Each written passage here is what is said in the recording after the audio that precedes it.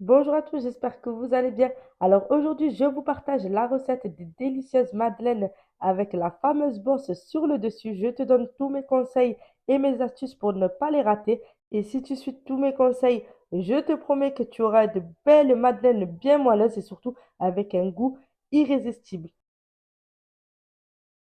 Allez, c'est parti, on passe à la recette. Tu verras que c'est très rapide à réaliser. Je commence par prendre deux œufs que je casse entièrement dans un saladier. Je viens ensuite ajouter 150 grammes de sucre en poudre et à l'aide d'un fouet, je vais venir mélanger jusqu'à le blanchiment complet. Vous pouvez utiliser un batteur électrique si vous préférez ou faire tout simplement votre pâte dans un robot pâtissier.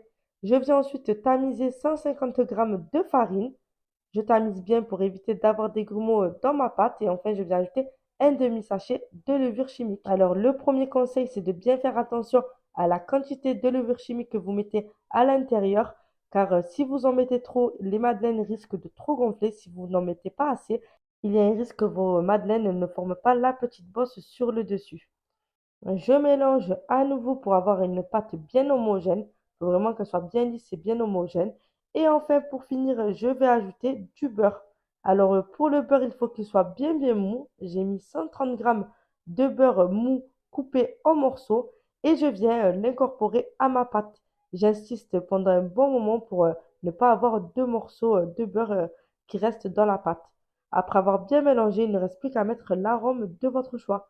Alors, petit conseil pour avoir un bon goût bien à l'ancienne des madeleines, j'utilise de l'arôme d'amande amère. À nouveau, je vais mélanger ma préparation et enfin, je vais venir filmer le tout et placer ma pâte au réfrigérateur. Alors ça fait partie vraiment de l'étape primordiale pour avoir la belle bosse sur le dessus des madeleines. C'est vraiment de placer sa pâte bien au frais avant d'enfourner nos madeleines. Je les laisser une heure bien refroidir. C'est ce qui va provoquer le choc thermique lors de la cuisson et permettre à la pâte de bien lever. Au bout d'une heure, je viens placer ma pâte qui a bien refroidi dans une poche à douille. Vous pouvez tout simplement mettre dans le moule à madeleine à l'aide d'une cuillère, mais moi je trouve ça pas trop pratique. Alors j'utilise une poche à douille pour être sûr d'avoir les mêmes quantités dans chaque compartiment à madeleine.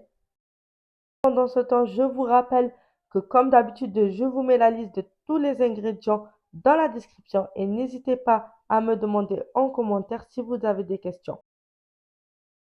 Je viens ensuite mettre trois quarts de ma préparation dans chaque compartiment à madeleine. Attention de ne pas trop en mettre, sinon ça risque de trop gonfler et déborder. Mais aussi, il faut en mettre assez pour avoir une belle bosse et qui se forme lors de la cuisson. Pour l'utilisation du moule à madeleine, je vous conseille d'avoir un moule en inox. C'est meilleur pour la répartition de la chaleur lors de la cuisson.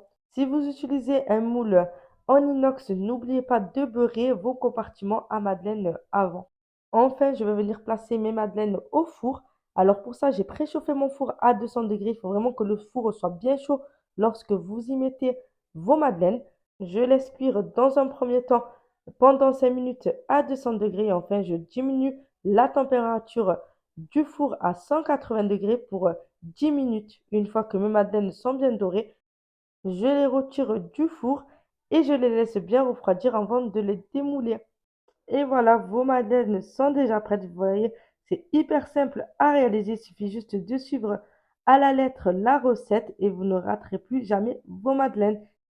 En plus d'avoir une belle bosse sur le dessus, je vous montre comment elles sont à l'intérieur. Elles sont vraiment hyper moelleuses. En plus, vous pouvez les conserver pendant plusieurs jours dans une boîte bien fermée hermétiquement et vous aurez toujours des madeleines aussi fraîches.